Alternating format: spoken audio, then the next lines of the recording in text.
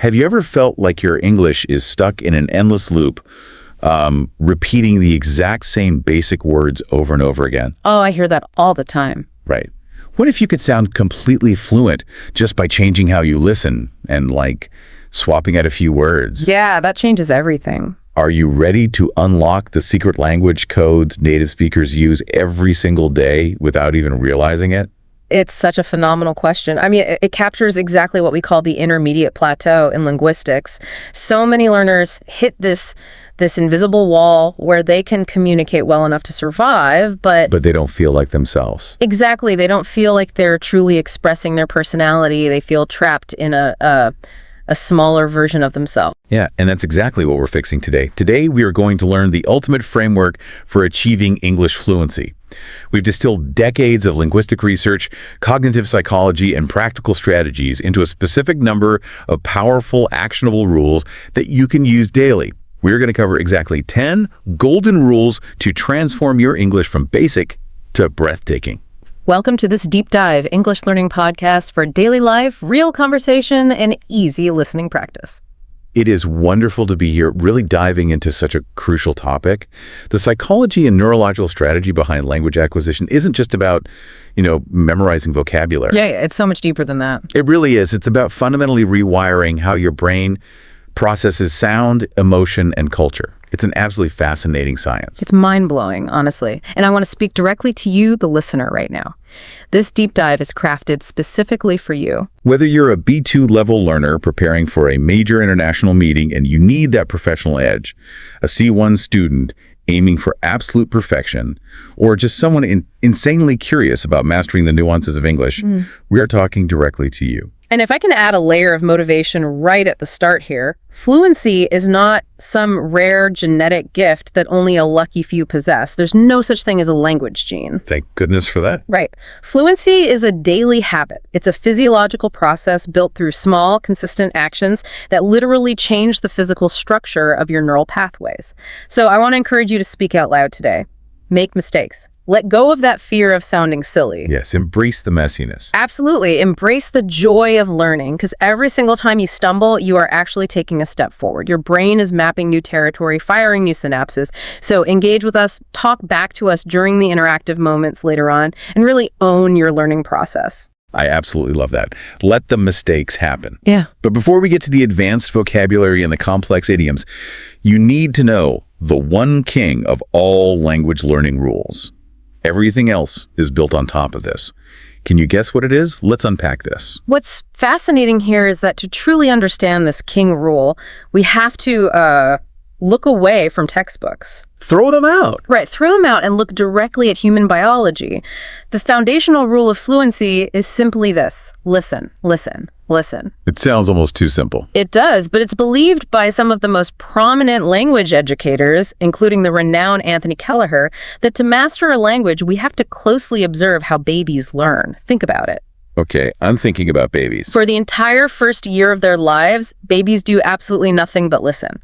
They don't study grammar trees, they don't take multiple choice tests, and they certainly don't worry about sounding silly. No, they just make weird noises. Exactly. They just absorb massive amounts of audio input. So they're like little biological recording devices, just taking it all in, processing the raw data of sound before they ever attempt to actually produce it. Precisely. And what they are absorbing isn't just vocabulary. Long before they recognize a single word, they are absorbing the sound patterns, the rhythm, the musicality, and most importantly, the intonation of their native language.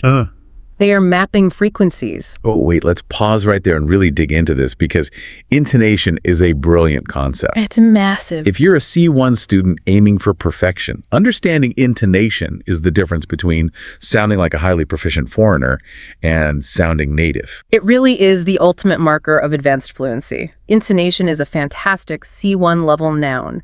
Put simply, it's the rise and fall of the voice when you're speaking. It is the melody of the language. Like the musical notes of speaking. Right. English is a heavily stress-timed language, meaning we use pitch and rhythm to convey actual meaning, not just grammar. If you speak with a completely flat voice, like a robot, you have no intonation. Native speakers will actually struggle to understand your emotional intent, even if your grammar is flawless. Let's give that some context, because I think people underestimate how much power intonation holds. Let me give you a real-life example sentence. Go for it.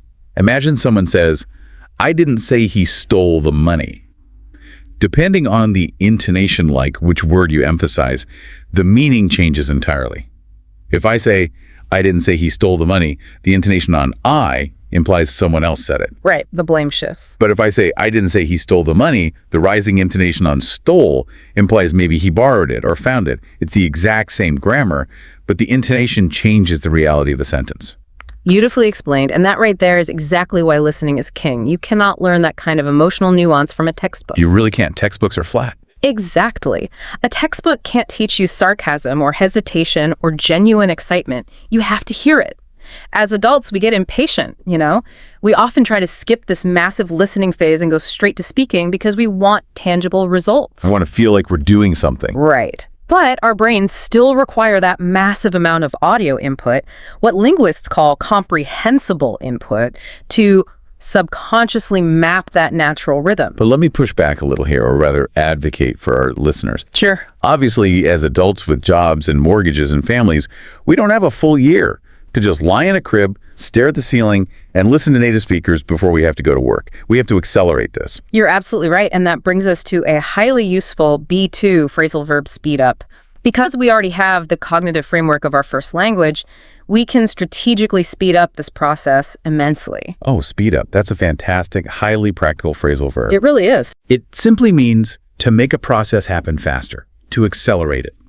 For example, in a business context, you might say, "We need to speed up the manufacturing process if we want to meet the Q3 deadline." Perfect example. Or in our current context, you could say, "Surrounding yourself with English audiobooks every single day will drastically speed up your journey to fluency." Exactly. And the way we speed up the process today is something generations of learners didn't have. We can turn our smartphones into incredibly powerful, personalized immersion environments. Yeah, we have the internet in our pockets. Right. You don't need to pack up your life and live in London or New York to get this input. You just need a pair of headphones and a strategy. So what's the actionable tip here for you, the listener? How do you implement this today? You download audiobooks, you download podcasts, find recordings of debates, university lectures, or even stand-up comedy. Stand-up comedy is great for cultural context. Oh, it's the best. Have them pre-downloaded and ready on your phone so that when you're on the bus, when you're sweating at the gym, or even when you're just standing at the sink washing the dishes, you are relentlessly pumping English into your ears. If we connect this to the bigger picture of time management and cognitive psychology, it's about transforming what we call dead time into active learning time. Yes, dead time. Washing dishes takes 20 minutes. Commuting takes 40 minutes. That's an hour of deep subconscious intonation practice every single day. Just by pressing play, you're hijacking your routine. But let's talk about the frequency of this listening, because this leads us right into the consistency principle. I know so many students who feel guilty all week, and then they try to listen to 6 hours of English on a Sunday to catch up. That doesn't work, does it? It's incredibly inefficient. It's exactly the trap so many ambitious learners fall into. Consistency is the magic ingredient, and there's a biological reason for it. From a neurological standpoint, your brain is a highly efficient, energy-saving machine. It's lazy, basically. Very lazy. It constantly prunes neural connections that it doesn't think are important. To build a new language network, your brain needs constant daily signals that this new audio data is vital for your survival. 1 hour of daily exposure is infinitely better and far more physically effective in your brain than 5 hours crammed into a Sunday afternoon. I always think of it this way, and this is a metaphor I want you to really visualize. Learning English is exactly like watering a houseplant. Oh, I love this analogy. Right. A little bit of water every single day allows it to thrive. The soil absorbs it, it grows strong, the leaves turn vibrant green. But if you ignore that plant for an entire month, the soil turns hard and dry. If you then try to catch up by drowning it with an entire massive bucket of water on one single Sunday, Don't save the plant. you kill it. The water just runs right off the surface of the dry soil and spills onto the floor. Your brain is the exact same way. It rejects massive, sudden cognitive overloads. It needs that daily, gentle sprinkle of English to absorb the nutrients. That is a perfect, scientifically accurate analogy. The brain thrives on routine and spaced repetition. When you expose it to English daily, even just for an hour, it signals to your hippocampus that this information must be converted from short-term memory into long-term memory. Because it sees it every day. Exactly. It retains the vocabulary and the intonation much more effectively because you are proving to your brain, day after day, that this language is a permanent part of your environment. So we have the ears covered, we are listening consistently, bathing our brains in the rhythm. But what about the eyes? We can't ignore written input. This brings us to the power of enjoyment, specifically reading for pleasure. And I want to emphasize that word, pleasure. This is a crucial distinction that most traditional language schools get completely wrong. When many English learners think of reading, they imagine suffering through a dense, dry grammar textbook or decoding a highly academic paper word by agonizing word. Just brutal. Right. And while academic reading has its specific place, reading for pure pleasure is arguably much more powerful for overall natural fluency. You must read blogs, lifestyle magazines, sci-fi novels, or celebrity autobiographies purely for fun. And the key here, the absolute golden rule of reading for pleasure, is not stressing out over every single word you don't know. Just let it go. Precisely. This is where the psychology of learning comes in. In linguistics, there's a concept known as the affective filter. Affective filter. Yeah, think of it as an emotional wall in your brain. When you are stressed, anxious, or frustrated, like when you're stopping every 2 seconds to look up a word in a dictionary, this affective filter goes up. It literally blocks language input from reaching the language acquisition centers of your brain. So you're literally preventing yourself from learning. Exactly. You kill the joy of the story, you break the immersion, and your brain stops absorbing. But when you read a novel just for the plot, you're relaxed. And when your brain is relaxed, that affective filter is lowered. This sounds like the perfect moment to introduce another excellent, highly relevant B2 level phrasal verb take-in. It means to completely understand, absorb, and process information. Yes. When you are relaxed and enjoying a story, your brain bypasses that anxiety barrier and naturally takes in much more vocabulary from the context alone. Let me give you an example sentence to solidify that. Imagine you're at a museum and you say, "The tour guide was speaking so fast it was hard to take in all the historical facts." Great example. Or, applying it directly to our listeners right now, when you are engrossed in a thrilling detective novel, your brain naturally takes in complex grammar structures without you even trying. That's the sheer beauty of reading for pleasure. You are seeing the language in its natural habitat, doing exactly what it was evolved to do, entertain, inform, and engage human beings. You take in the natural flow of sentences implicitly rather than explicitly trying to force them into your memory. Okay, let's pause for a quick second right here. If you are enjoying this deep dive so far, if you're feeling that affective filter lower and you're taking in all this value, please make sure to like, share, and subscribe to keep getting these daily lessons. Your support is what helps us keep researching and bringing you these deep dives. It really does. And from a psychological standpoint, staying connected and subscribing means you're setting up your environment to keep up that daily consistency we were just talking about. You're building your habit. Exactly. So let's do a quick recap. Now your ears and eyes are absorbing English correctly. You're listening to the rhythm daily, and you're reading gripping stories for fun. You have the input phase locked down. Right. But what happens when you have to produce? What happens when you open your mouth in a meeting and the same old boring basic words come tumbling out? Here's where it gets really interesting. This is the critical transition to the production side of language. Input is listening and reading. Output is speaking and writing. And you're completely right. A very common plateau for B2 learners is the heavy reliance on what we call crutch words. Crutch words. I love that term. Like a physical crutch you lean on when you have a broken leg. Exactly. These are words we lean on linguistically because they're safe. We know they won't fail us, but they keep us from running. The classic example I hear constantly is the word beautiful. Oh, yes. Beautiful is everywhere. It's not a bad word, but it becomes a catch-all. It's a beautiful painting. Paris is a beautiful city. Your beautiful eyes. We had a beautiful dinner. It's not grammatically wrong, but it's incredibly repetitive, and frankly, it's a bit boring. It's repetitive, and more importantly, it lacks precision. Native speakers certainly use the word beautiful, but depending on the specific context, the register, and the emotional intent, they use a vast array of synonyms to convey highly specific shades of meaning. And this leads us to the strength of simplicity, the synonym swap rule. The synonym swap rule. It sounds simple, but it is an incredibly effective way to sound instantly more fluent. Let's do some interactive practice with you, the listener, right now. We are going to apply the synonym swap rule live. Let's take that exhausted, overused word beautiful and upgrade it. We will act as your personal thesaurus today. A thesaurus being a dictionary of synonyms, of course. Let's look at the context. If you want to describe a piece of architecture or a classical painting that is grand, impressive, and almost overwhelming in its scale, instead of just saying it's beautiful, you would elevate your language and use magnificent. Magnificent. Try saying that out loud wherever you are right now. I'll give you a second. Say it. Magnificent. It's a great word to say. Do you feel how it has such a grand theatrical sound to it? The root of the word comes from the Latin magnus, meaning great. The vaulted ceiling of the cathedral was absolutely magnificent. It carries weight. Now, let's shift the context. What if you are complimenting a person, or perhaps a highly fashionable outfit? Instead of just beautiful, which can feel a bit generic, you could use gorgeous. It conveys a striking, rich, very physical type of beauty.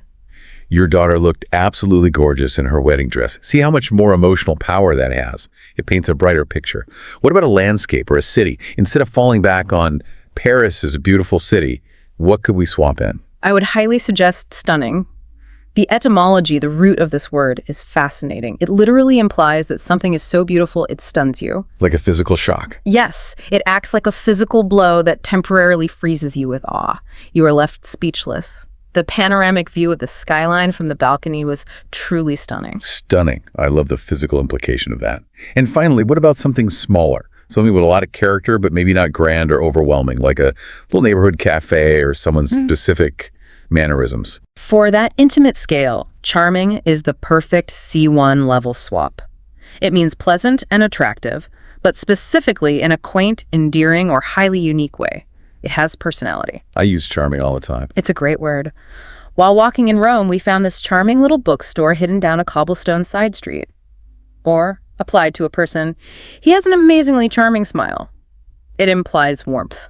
So look at what we just did there. We swapped one boring, safe crutch word for 4 vivid, precise alternatives. Magnificent for grandeur, gorgeous for striking physical beauty, stunning for awe-inspiring sights, and charming for intimate character. Your spoken English just leveled up instantly. And the crucial step here is to consciously put this into practice in your daily life, which brings up an excellent, highly professional C1 level verb implement. Yes, implement. It means to put a plan, a system, or a decision into active physical effect. It's the bridge between theory and reality. It's not just thinking about an idea, it's actually doing it. Exactly. It's a word you'll hear constantly in corporate and academic environments. A great example sentence would be, the board of directors plans to implement the new cybersecurity protocols next month. Or, as a direct challenge for you, the learner, you can implement this synonym swap rule today. I challenge you to implement it today. Find one word you know you say way too much. Maybe it's good or nice or happy. And find 3 precise synonyms. Now, this naturally leads us to the next psychological strategy for increasing your word power, the 5-word technique. This is a highly systematic, scientifically backed approach to vocabulary expansion. The process is brilliantly simple, yet rigorous enough to defeat the brain's natural tendency to forget new information. First, you choose exactly 5 words daily that you genuinely want to learn. Second, you find short, simple definitions for them. Keep it simple. Right. Do not use overly complex academic dictionary definitions that use words you also don't know. Find a definition that is easily digestible. Okay, I'm following so far. Pick 5, keep the definition simple. Third, and this is where the cognitive science really kicks in, you write 5 true, personally meaningful sentences using these words. Not abstract sentences you copy from the internet. Sentences about your actual life, your family, your specific job, your dog. And fourth, you read them aloud for 10 minutes every single day. Okay, let's unpack this because I have to push back a little here on behalf of anyone who has ever tried to memorize a vocabulary list. Go ahead. Memorizing 5 words every single day, that's 35 words a week. Right. Over 150 words a month. Knowing how the human memory works, isn't that going to lead to severe cognitive overload? Yes, Until my brain would just crash and I'd forget Monday's words by Thursday. That is a highly valid concern, and it highlights a very common misunderstanding of how this specific technique operates. You are not adding 5 brand new words every single day to an ever-growing, infinite, impossible list. Okay. Yeah, that would indeed cause cognitive overload and trigger that effective filter of anxiety we discussed earlier. Oh, thank goodness, because I was already feeling stressed just thinking about it. So how does the system actually function? You keep a rotating, fixed list of exactly 5 words. That's your active inventory. You review those exact same 5 words daily. You only replace a word when you feel completely 100% comfortable using it spontaneously in a natural conversation. So it graduates. Exactly. When a word is truly mastered, when it feels like a native part of your vocabulary, it comes off the active list of 5, and it graduates onto a master list that you only review occasionally. Then, and only then, do you bring a single new word into your active list to fill the empty slot. I see. So it's a bottleneck system. Yeah. On Tuesday, my list of 5 might be exactly the same as my list on Monday, because I haven't fully absorbed any of them yet. Exactly. It's entirely about depth, not speed. And going back to step 3, writing those personal true sentences, this is what cements them in your long-term memory. The brain's hippocampus, which handles memory consolidation, prioritizes information that is relevant to its own survival and personal identity. So if it's about me, I remember it? Yes. If you write a sentence about your mother or your childhood using a new vocabulary word, you tag that word with personal emotion. You are far more likely to retain it than if you write a sterile sentence about a fictional character. So what does this all mean for your journey? It means quality over quantity always wins. We've fixed your vocabulary input and given you a scientifically sound strategy for adopting new words. But what about those strange, baffling, completely confusing phrases native speakers drop into conversations that make absolutely zero sense when you translate them word for word? Let's decode them. We are, of course, talking about the fascinating world of idioms. Idioms are groups of words established by cultural usage as having a meaning that is not deducible from the literal definitions of the individual words themselves. Right. And for a language learner, idioms can be an absolute nightmare. You hear the words, you know what a piece is, you know what cake is, but the sentence in the middle of a business meeting makes no sense at all. Why are they so important? Why can't native speakers just say what they mean directly and save us all the headache? Because idioms are the colorful, metaphorical fabric of cultural communication. It's believed by sociolinguists that native speakers use them entirely subconsciously. They function as cognitive shorthand. They don't even know they're doing it. Exactly. It's not a deliberate choice to be confusing or exclusive. It's just how the language have organically evolved over centuries to express highly complex emotional or social situations quickly and efficiently. If you want to understand natural, everyday conversations, watch movies, or bond with colleagues, you absolutely must learn the most common idioms. You cannot achieve true cultural fluency without them. Let's give our listeners some concrete, highly useful examples. Idiom number 1, a piece of cake. Now, if you translate this literally in the middle of a stressful exam, you might be looking around the room for dessert. But what does it actually mean in context? A piece of cake simply means something is very easy to do. It requires very little effort or skill. The origin likely comes from the idea that eating a piece of delicious cake is an effortless, enjoyable task. Let's do an interactive pause right now. I want you, the listener, to practice the physical production of this phrase. Don't just listen. Produce the language. Wake up those vocal cords. Repeat after me. That exam was a piece of cake. Go ahead, say it. Take your time. Let's try it one more time, with a bit more confidence and a smile on your voice. That exam was a piece of cake. Excellent practice. Now let's look at idiom number 2, which is incredibly common in professional settings and has a very vivid visual metaphor: bite off more than you can chew. Literally, this puts a hilarious image in my head.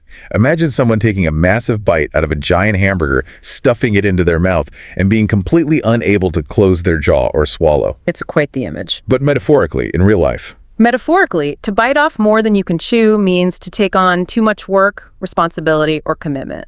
It means you've confidently agreed to do more than you actually have the time, the energy, or the resources to successfully complete.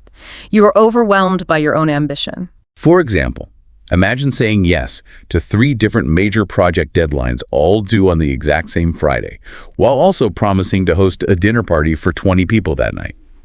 You definitely bit off more than you could chew. Okay, listener, your turn. Repeat after me and try to match my intonation sound a little bit overwhelmed. I think I bit off more than I could chew. Go ahead and say it. Feel the stress of that sentence. Let's do it again. It'd be maybe sounding a little bit more stressed this time, since you're drowning in work. I think I bit off more than I could chew. Fantastic. Now, a common question is, where do you find these idioms being used naturally, with the correct emotion and context? That leads us perfectly into one of the most entertaining and effective rules in our framework, using movies and television dramas as high-level linguistic resources. And honestly, who doesn't love a good movie? But let's be clear, we aren't just talking about sitting back on the couch with a bowl of popcorn, turning on the subtitles in your native language and falling asleep. No, that's passive entertainment. Right. We are talking about using them strategically for active learning. I absolutely love the concept of using a movie script as a living dictionary. It's a phenomenal concept that bridges the gap between text and reality. When you look up a word or an idiom in a traditional paper dictionary, you get cold, isolated text. It's sterile. But when you study a movie script, you get the entire socio-linguistic context. You get the human element. So here is the exact strategy I want you to try. Go online, you can find almost anything for free, and download the actual script for an English language movie you already know and love. Do not try to tackle the whole 2-hour movie script at once. That's way too much cognitive load. Exactly. Take just a 10 to 20-minute chunk of a specific scene. Print it out on physical paper. Take a pen and highlight the vocabulary, the idioms, of phrasal verbs you don't know. Learn what they mean on paper first. Deconstruct the text. And then the magic happens. You go to the movie and you watch that specific 10 to 20 minute scene repeatedly. Because you've already studied the script and looked up the vocabulary, your brain is no longer struggling to understand the basic plot. That cognitive burden is lifted. Instead, your brain is entirely free to observe how the actors deliver the lines. This is exactly where it becomes a living dictionary. You see precisely how emotion, the physical context, the facial micro-expressions, and the body language utterly change or enhance the meaning of a word. You hear that crucial intonation we talked about in the very beginning. Intonation is everything. It really is. You suddenly realize that a simple phrase like, "oh, great," can mean, "I am so incredibly happy about this." Or, with a heavy sigh, a drop in pitch, and an eye roll, it can mean, "this is an absolute disaster." The text is identical, but the paralinguistics, the nonverbal cues, tell the real story. Exactly. It provides the deep cultural and sociolinguistic context that a flat textbook simply cannot provide. Our brains have mirror neurons that fire when we observe human emotion. By watching these scenes, you are absorbing the culture, the timing, and the humor alongside the raw vocabulary. It's so incredibly powerful. But we have to address the elephant in the room here. The thing that strikes fear into the hearts of learners everywhere. Let me guess. Grammar. Grammar. People generally hate studying grammar. It feels like doing complex math equations using words. How do we make grammar actually stick in our minds without crying over boring textbooks? Well, the traditional classroom way of teaching grammar is to read an abstract rule, try to memorize the mathematical formula with the sentence structure, and then do endless, dry, fill-in-the-blank worksheets. Yeah, that's what we all grew up doing. Right, and as you noted, it's incredibly tedious, and more importantly, it rarely translates to spontaneous spoken fluency. The secret to making complex grammar stick without the pain is to tie it directly back to our king rule listening. Wait, listening to grammar. Usually we think of reading grammar rules. How do you listen to grammar? It's about shifting from explicit memory knowing the rule to implicit memory feeling the rule. Yes, learn the basic grammar rule first so your logical adult brain understands the architecture of the sentence, but then abandon the worksheets. Good riddance. Find or create 10 to 20 highly accurate example sentences utilizing that specific grammar structure. Record yourself saying them clearly, or ideally, have a native speaking friend or tutor record them for you. Then you listen to that specific audio file 50 to 100 times over the next few days. Wow. I could hear the audience gasping 50 to 100 times. That sounds like an agonizing amount of repetition. It sounds daunting numerically, but let's break down the reality of it. Listening to a 2-minute audio track 50 times spread out over an entire week is entirely manageable. You do it while making coffee, while walking the dog. What you're fundamentally doing is isolating the grammar structure and bombarding your neural pathways with it. By hearing it repeatedly, you eventually stop consciously translating the formula in your head, and you start feeling the natural rhythm of it. It becomes intuitive, just like a song lyric you've heard on the radio 100 times. I want to introduce a phenomenal C1 level vocabulary word right here that describes this exact neurological process perfectly in grain. I-N-G-R-A-I-N. Think of the roots of a tree or the grain in a piece of solid wood. A fantastic, highly descriptive word. To ingrain means to firmly fix or establish a habit, a belief, or an attitude in a person's mind. It means planting a concept so deeply and reinforcing it so often that it bypasses conscious thought and becomes completely automatic. Let me give you an example sentence to show how it's used. Her parents tried to ingrain good manners and politeness in her from a very young age. Or, applying it to our current grammar rule, listening to the example sentences 50 times will completely ingrain the complex grammar structure into your deep memory. That's spot on. Once it's truly ingrained, you don't have to pause in a conversation to think about where the auxiliary verb goes. It just automatically sounds right. And that intuitive feeling of what sounds right is the ultimate hallmark of true native-level fluency. You successfully transition from consciously calculating sentences like math problems to subconsciously communicating ideas. Let's put this natural communication into practice right now with an interactive role-play exercise. Small talk is often where these ingrained grammar structures and idioms need to flow the most naturally, because small talk is about building social harmony quickly. We are going to do a BDC 1 level role-play about the weather. And I know what you're thinking. Yes, the weather. It is the absolute universal, undisputed topic of small talk in the English-speaking world. It really is. Anthropologists refer to this as phatic communication language used not primarily to convey profound information, but to establish a social bond and share a safe, common experience before getting down to serious business. It is absolutely essential for daily life and real conversation. Let's demonstrate the dialogue first at a natural speed, and then we'll break it down for the listener to practice. Perfect. I'll set the scene. We just walked into the office, out of a storm. I will start. I cannot believe this rain. It's absolutely pouring out there. I know I got caught in the downpour earlier. My shoes are completely ruined. Hopefully it clears up by the weekend. Fingers crossed. The forecast said the front should pass by tomorrow morning. Let's hope so. I'm tired of carrying this umbrella absolutely everywhere. Okay, let's break that down, because there is so much rich, natural, highly common language ingrained in those few lines. First, I said, it's absolutely pouring out there. Let's practice that. I'll say it and then leave a moment for you to repeat. Try to really emphasize the word pouring to show your frustration. It's absolutely pouring out there. Go ahead. Give it a try. Yes. Pouring is a much more natural, advanced, and expressive way of saying raining heavily. It literally implies the water is coming down in sheets, like someone is pouring a giant bucket from the sky. Then I responded with, I got caught in the downpour. Notice the shift there. Downpour is the noun form. It means a sudden, heavy, overwhelming rainstorm. It's a great piece of vocabulary. Let's have the listener try your next key phrase. You used a fantastic, very common phrasal verb regarding weather clears up. Yes, clears up means the weather significantly improves, the dark clouds go away, the rain stops, and the sky becomes clear. Listener, repeat after me and try to sound genuinely hopeful with your intonation. Hopefully it clears up by the weekend. Your turn. Excellent. Let's do that one more time. Focus on the connected speech, linking the words together smoothly. Clears up. Hopefully clears up by the weekend. Say it with me. Excellent job. And you followed up with the very common cultural idiom, fingers crossed, which is an actual physical gesture in Western culture, crossing the middle finger tightly over the index finger, used to express hope for a good outcome or to ward off bad luck. These little phrases, these automatic responses, are exactly what make you sound completely natural and culturally integrated. Practice this role play with a partner if you can. Play this section back and try taking both roles. So let's take a breath. You now have the technical tool to achieve fluency. You know how to listen to remap your brain, how to swap synonyms to sound precise, how to study movies for paralinguistics, and how to ingrain grammar through repetition. That's a huge toolkit. It is. But here is the brutal reality.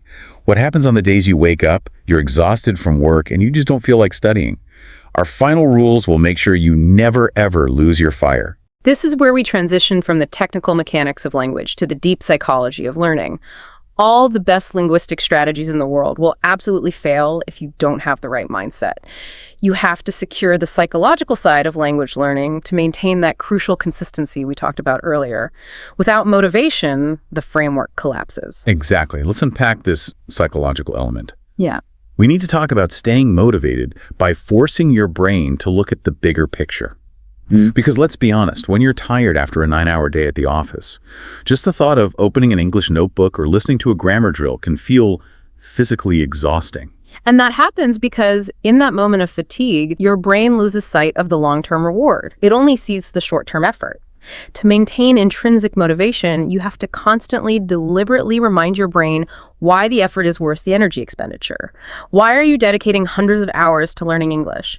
It is rarely just to pass an academic test. It's usually intimately tied to a deeply personal, life-changing goal. Right. Are you learning it because you want a promotion that will change your family's financial trajectory? Are you learning it to travel the world confidently without the anxiety of getting lost? Are you trying to immigrate to a new country and build a new life? The actionable psychological step here is to make those abstract, cloudy goals highly concrete and visible. Take a physical piece of paper right now or open a dedicated note on your phone and write the heading, "What benefits will I receive?" Underneath that, do not just write vague things like better job. Your brain won't respond to that.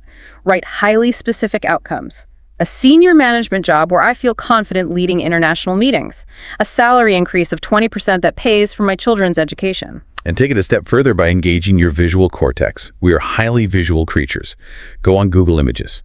If your goal is to travel to London, find a beautiful, high-resolution picture of the London skyline.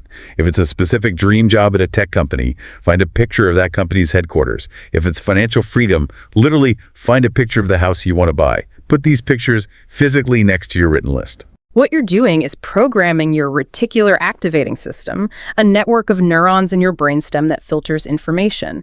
Read the specific, highly visual list every single morning when you wake up.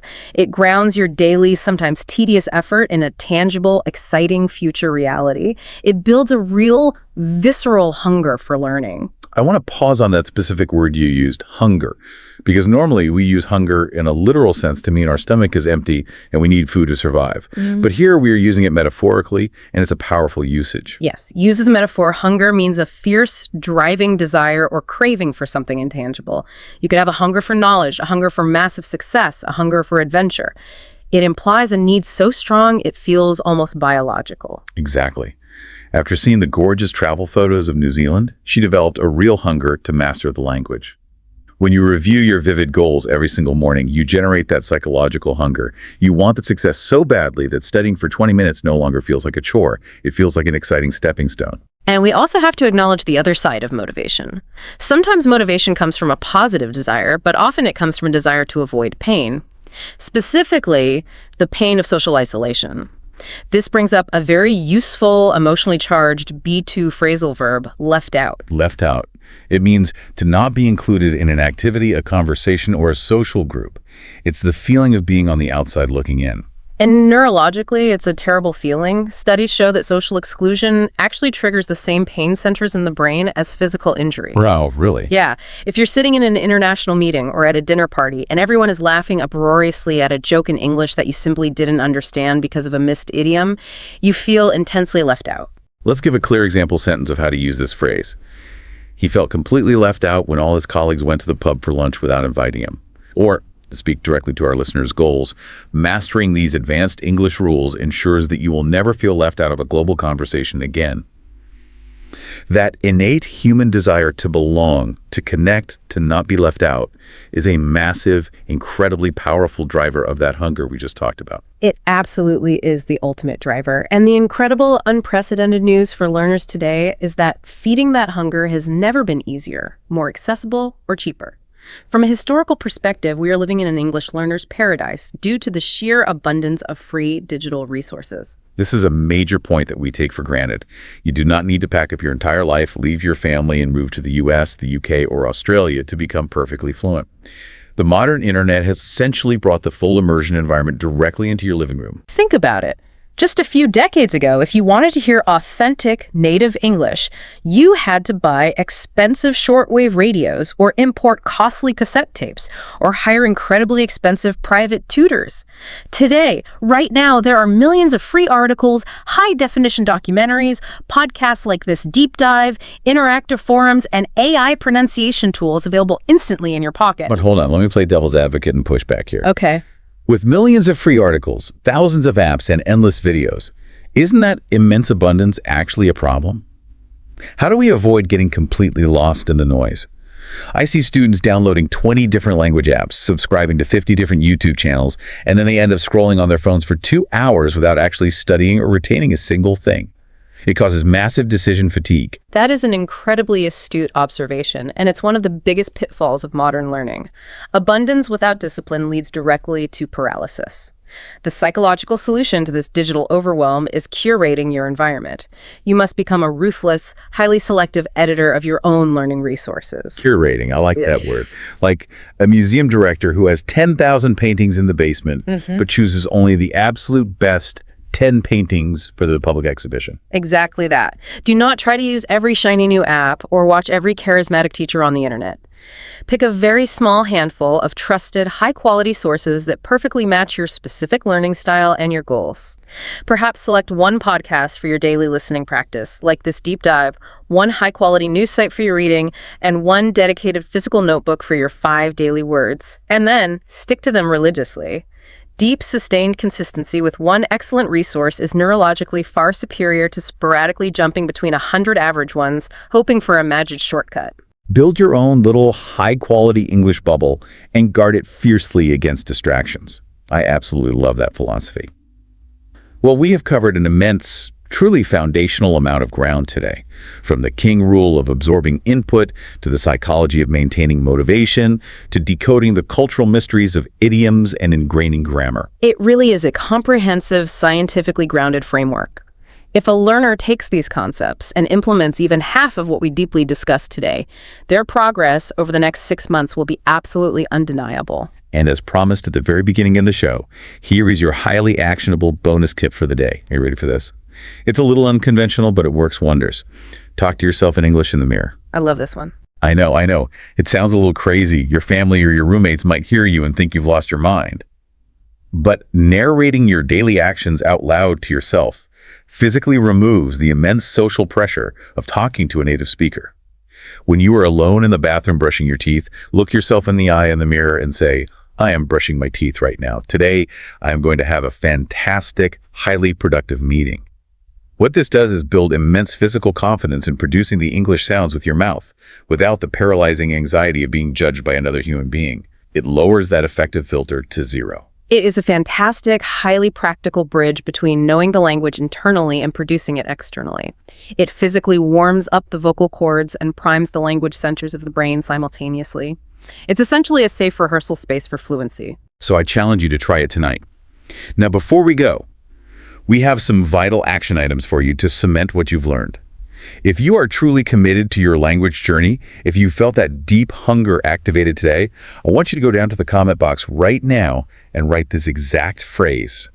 I am consistent. Type it out right now. Claim that identity. I am consistent. It serves as a powerful public declaration of your intent, which psychologists say dramatically increases your chances of actually following through. Exactly. Also, to prove to yourself that you truly took in today's deep lesson, here is your mini quiz. Write down one key vocabulary word and one idiom that we explained today in the comments, but you must include your own original example sentence. Show us you have mastered the context. We absolutely love reading through the comments and seeing how creatively you apply the vocabulary to your own unique lives and professions. Write your general feedback in the comments as well, and explicitly tell me which kind of topic do you want for the next video. We designed these deep dives specifically for you to solve your problems, so let us know exactly what you need us to decode next. We're listening to you. And hey, if you found massive value in this and you like this video, hype it up. Hit the like, share, and subscribe buttons. It signals to the algorithm that this is valuable, it helps the channel grow, and it helps other ambitious learners around the world find this community.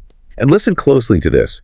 If you want to read an amazing, beautifully written article about English nuances, go to the description box right now. I have provided a special link there. If you subscribe just once through that link, you will receive a free, high-quality article delivered straight to your email for free every single time we publish. It is an absolutely perfect way to practice that reading for pleasure rule we talked about right in your inbox. It really is a fantastic curated resource to add to your daily learning ecosystem without adding any clutter. And finally, if you enjoy this podcast and want to keep that input flowing, there are many more podcasts on my channel. Go check them out and binge watch your favorites. Surround yourself with the language, build that immersive bubble, and speed up your journey. As we officially wrap up, I want to leave you with one final provocative thought to ponder over your next cup of coffee.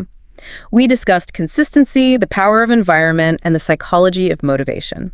Wow. So I ask you, if you honestly only have 1 hour a day to dedicate to English, how will you rearrange your physical and digital environment starting tomorrow morning to make English an absolutely unavoidable, joyful part of your daily life?